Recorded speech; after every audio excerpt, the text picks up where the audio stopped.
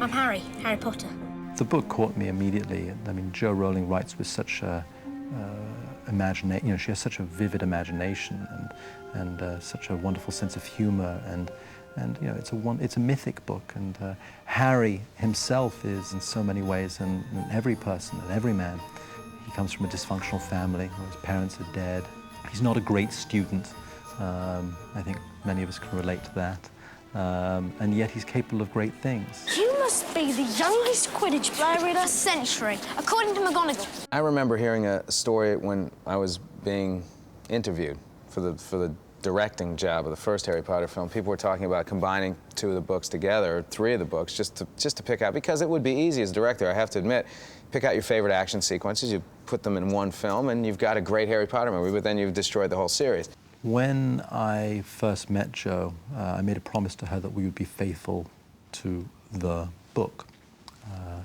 And that was of paramount importance to myself and Steve Clovis when he was hired, and Chris Columbus when he was hired. This has probably been the most challenging thing I've done, because to condense the book is extremely difficult. And then there's a certain amount of care you have to take in terms of selecting those moments you want to be in the movie so that they'll represent the entire book. There's been some criticism from certain people that we've been too faithful to the book. My feeling is if you're a fan of the book, you need to be faithful. If you love something, you should be faithful to it. I can't think of anything I've written where they said that's impossible.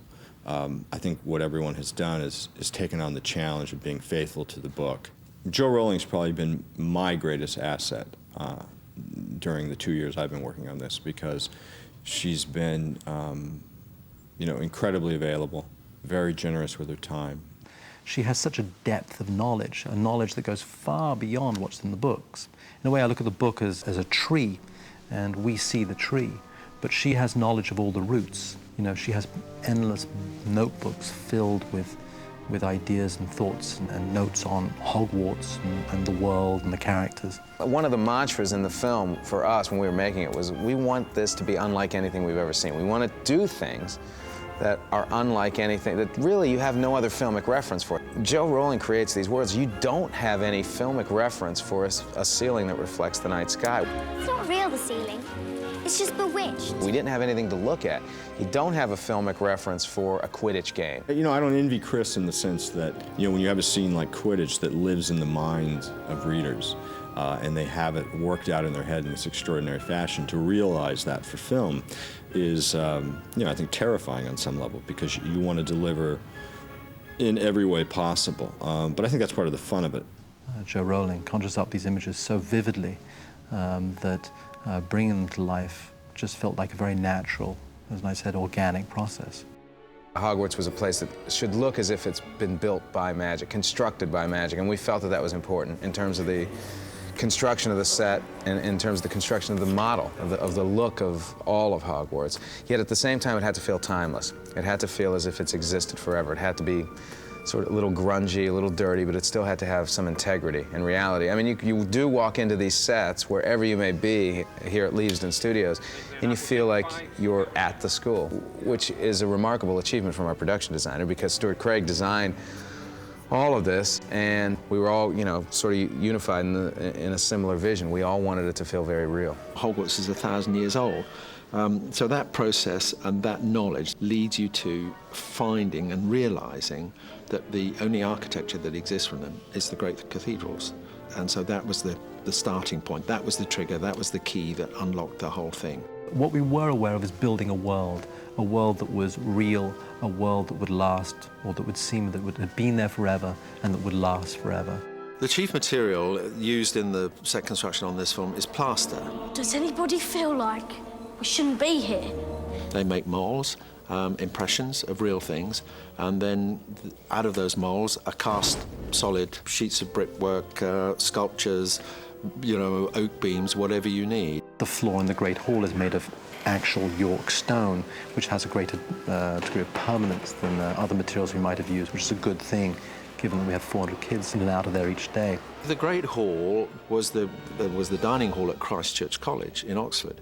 We took the idea and the physical dimensions of that hall at Christ Church, and I think we improved on it, at least as far as the specifics of this movie are concerned.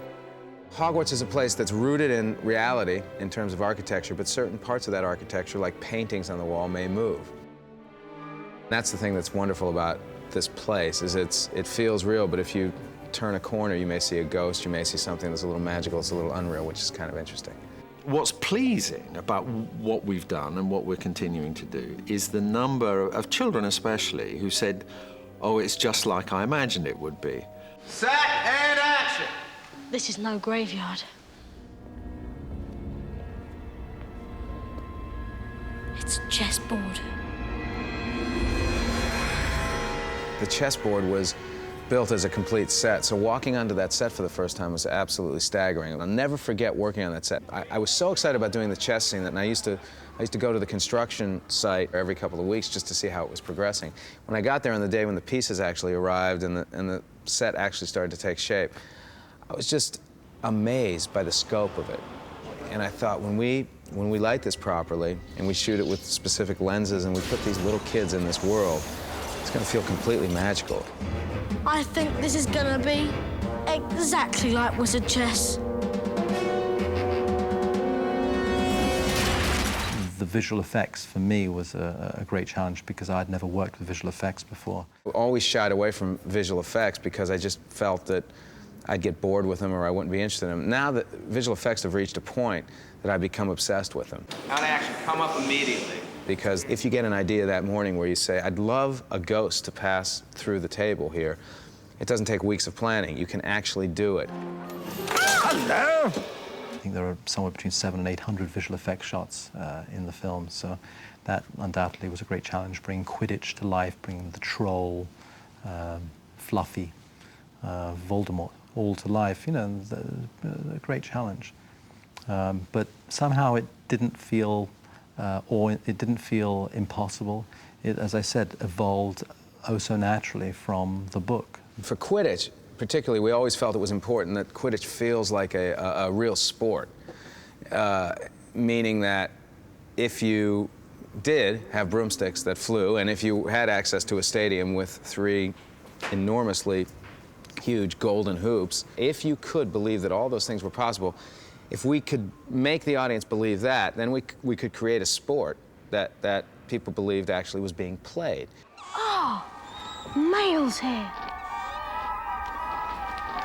80% of the owls that you see on screen are real. Gary Giroux, our animal trainer, was in England. He had access to more owls, I think, than you could ever find in America. So we were able to train all sorts of owls. Owls are beautiful creatures, but they are difficult to train. When you see Hedwig deliver the Harry's Nimbus 2000, his broomstick, we see some of the owls delivering mail. Now, obviously, we didn't fill this room with owls, but we did do several shots with real owls delivering mail here, which is incredibly difficult, but we added some CG owls to fill the room because you couldn't, in terms of training these owls, you couldn't get more than a few in at a time or else they would start running into each other. It's true then, what they're saying on the train. Harry Potter has come to Hogwarts. Harry Potter. We'd been looking for Harry for quite some time. I'd begun looking for Harry before Chris Columbus came aboard in November of 1999. And here we were in July and we hadn't found our Harry. And Steve Clovis and I went off to the theatre. And I walked into the theatre and there was this boy. And so struck by him, and all through the play I could barely pay attention. I was looking behind me at this person who had this quality, this sort of old soul. I realized that this boy had something very special, had the quality that we were looking for. Ow! You stood on my foot! Obviously, we tested a lot of kids, and once we saw these 3 kids on screen together in their initial screen test, we realized that there was an enormous amount of chemistry between them, and we thought, these are the kids, and they fit together. What if I make a fool of myself? You won't make a fool of yourself. It's in your blood. We had the most fantastic group of actors, children and adults alike. Once those kids got together and once they formed that bond, the chemistry only intensified. And it was the 3 of them and then all of the other kids who were together on the set every day. They just immediately became their characters and hit it off. At Hogwarts, we have our very own school. We educate each and every child that works on the film, from the doubles to the stand-ins, the extras, and Dan Rupert and Emma, the three principal kids. Come on, guys. This one will be the last day, no matter what happens. Focus. One of the challenges we had to face was making this film on a schedule when you only had your lead actors on set for 4 to 4.5 hours a day. The children were allowed on site at the studio for 9.5 hours a day. Of that, 3 hours were given over to education, which was often one-on-one tutorials. An hour for lunch, 15-minute breaks every hour. And that meant that we essentially had the kids for 4.5 hours a day, which is tough. But we had brilliant kids, and they did really well. They had a great time doing it. They seemed to laugh an awful lot. One of the challenges we faced was trying to stop them smiling in the middle of takes. They had such a good time. I like working with kids because they're very enthusiastic about being here. You take these 3 kids in the film, and the 3 of them together have such an enthusiasm about being on the set, about being involved in the world, that they're willing to give 150%. You can't let them down. I can't be sitting in the background on my chair just yelling action and cut and not involving myself. I like to become an active participant in what's going on. Set. And action. I think it all stemmed from Chris, really, Chris Columbus, who has 4 children of his own and creates the most wonderful atmosphere on set. It really feels like one big family. The key for me is to bring out the enthusiasm I have for these characters in these books myself, to bring that particular enthusiasm out in the actors. Hello, sir. And in doing that, you have to feel a certain love for actors. I personally love working with actors. It was the first thing that brought me into filmmaking. I wanted to work with actors. We were just a bit too eager that time. Had tremendous energy. I didn't even get to Yeah, I was terrified. The adults were fantastic. They exhibited great patience, great support, and obviously great talent. There was a lot of playing around, and I think it was Dan and Rupert. They reprogrammed Robbie Coltrane's mobile telephone into Turkish, which caused a little bit of a dismay on Robbie's part. One of the most exciting things about these films would be to see the same cast throughout the 7 films and to see them grow throughout their years at Hogwarts.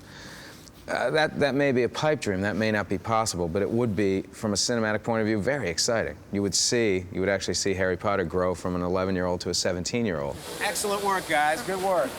Great. We're going to do it one more time. Perfect, but we got to go again. Inevitably, when you make a film, there are things you'd like to do over and work, and when you see a film, you go, oh, I wish I could have done that again. And one of the things that advantages you have when you make a second film in the same world is you get to work on some of those things. Well, we learned so much.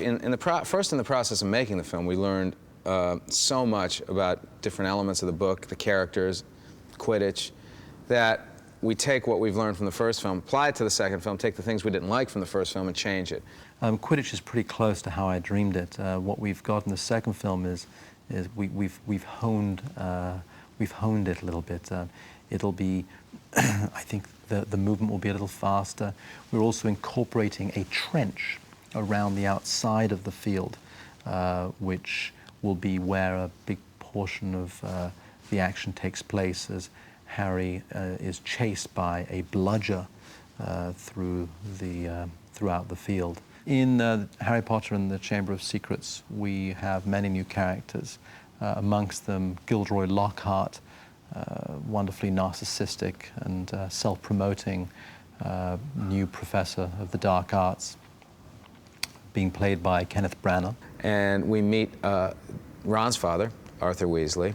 Lucius Malfoy, who was Malfoy's father, who was wonderfully evil. We get to meet a new student, a kid by the name of Colin Creevey, who's an obsessive fan of Harry Potter, who's constantly taking his photographs.